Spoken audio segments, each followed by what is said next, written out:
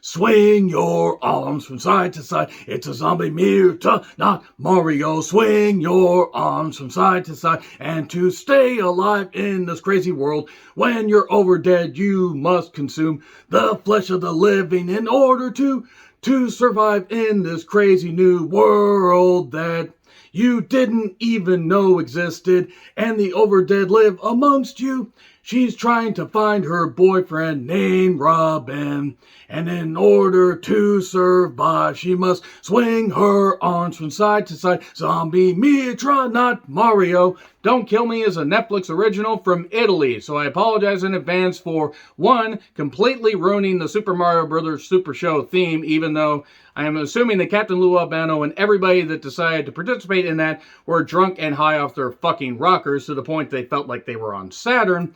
I apologize for that, and also apologize for ruining any Italian names that I'm going to try to pronounce here. This was directed by Andrea Tacia, who directed Children of the Night. Also written by Gianna Ramal, who wrote The Sicilian Girl, just a Sicilian girl, Sicilian! Thanks for Vasilia and The Goddess of Fortune, based on a novel by Cicciara Pazzazzolo. Again, I apologize for any names I mispronounce.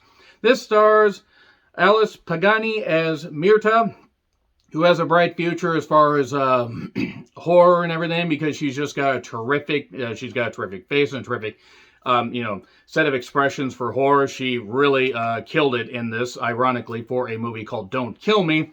And she has a boyfriend, Robin, played by Rocco Fasano. And they're two crazy young kids in love that like to take drugs, and then one day a drug trip goes horribly, horribly south.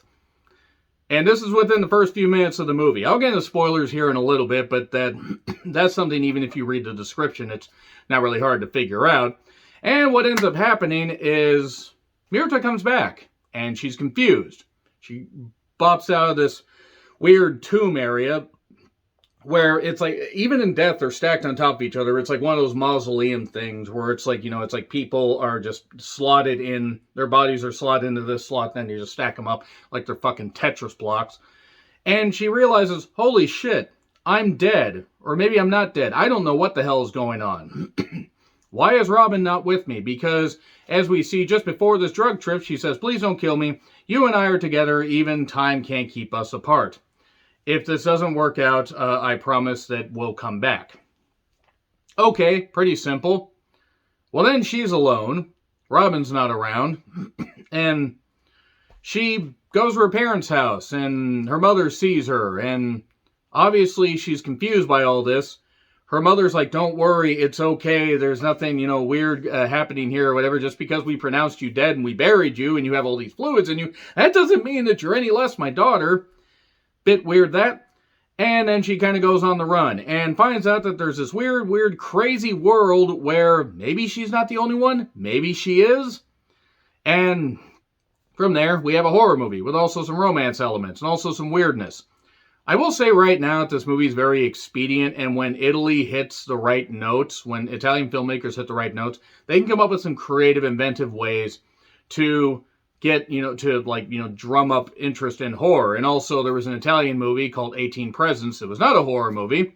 It was just horrifying, realizing that losing a parent at a young age could really affect you. And it turned out to be one of my favorite movies in quite a while, and my favorite movie of 2020. Check that out if you haven't. It's really fucking moving. Made me cry a lot. In this, Mirta finds out that she is fading away, and she will be classified soon as obsolete. Anybody gets that's watching this, I'll be amazed. And she finds out that, she needs to taste certain things. She needs to taste humans. She's a zombie. It's a twist on the zombie movie. That's basically what it is. It's a twist on the zombie genre. And it's kind of creative. It also, at times, can't get out of its own way, because it has a lot of really good ideas, but also, since it's only 90 minutes, it has to throw a bunch of ideas in there and move at a quick pace. That's not the worst thing in the world, but sometimes, while it's expedient and it moves the plot along quickly, even though the plot's kind of, not necessarily paper thin, but it's just kind of there, it also doesn't allow some things to breathe when they should.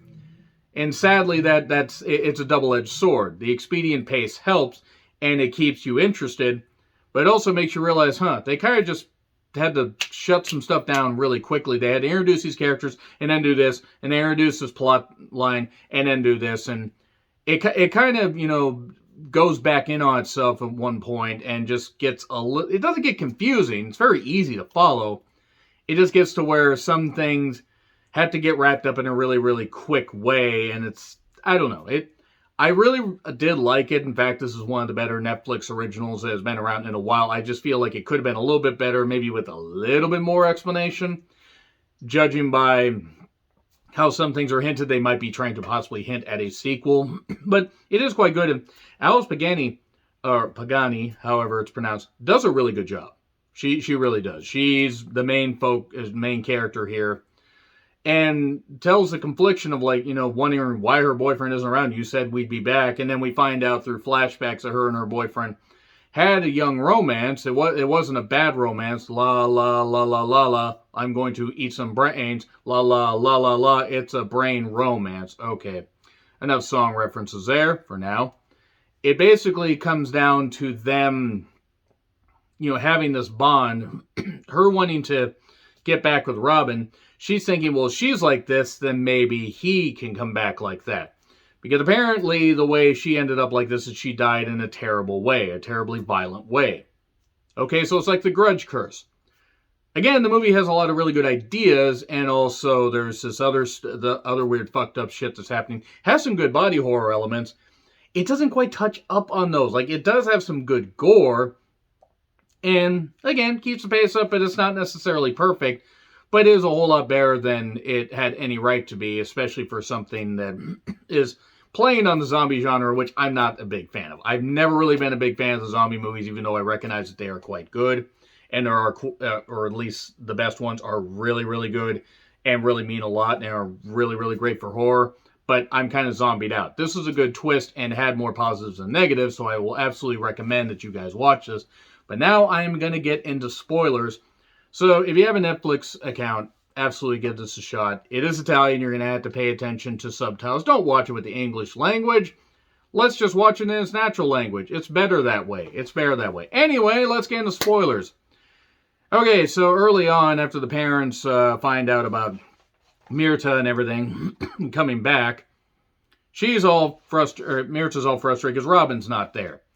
Her dad is trying to handle this thing. The mother is panicking because the mother saw her recently deceased daughter. And then the dad's confronted by a guy from the Benedante.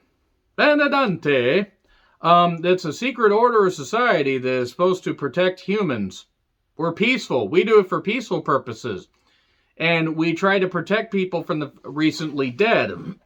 They're called the Overdead, by the way. That is explained by some unnamed woman. At least unnamed as far as I remember, that talks to Mirta and tries to teach her the ways of the Overdead world.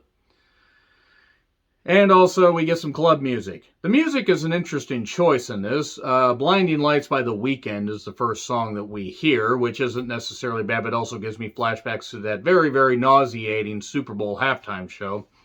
But there is an old guy, a guy old enough to be her dad, that she finds that takes her to the area where her and her boyfriend overdosed and were found and then buried, some weird mine area, and his name's Mario. And once I found out his name was Mario, I started laughing. I paused it. I was laughing for 10 goddamn minutes because I'm a mature individual. An Italian guy named Mario. I'm sorry, I can't help. I know it's a common name over there. I just can't help it.